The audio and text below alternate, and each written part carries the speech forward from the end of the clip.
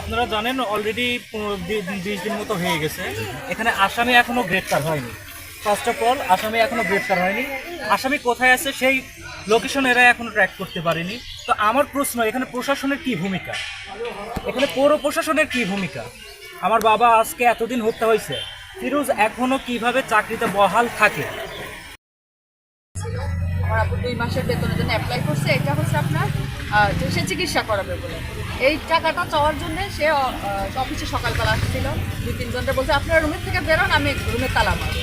এখানে সার্বিয়ার ফিরোজ কাজ করে, ফিরোজের রুমেও গেছে আমার বাবা। এখানে যা বলছে যে তুমি রুমের থেকে বেরো, আমি এই ঘরে তালা মারবো। কিন্তু ফিরোজ এটা কি বলছে তুমি বলার কি এখানে।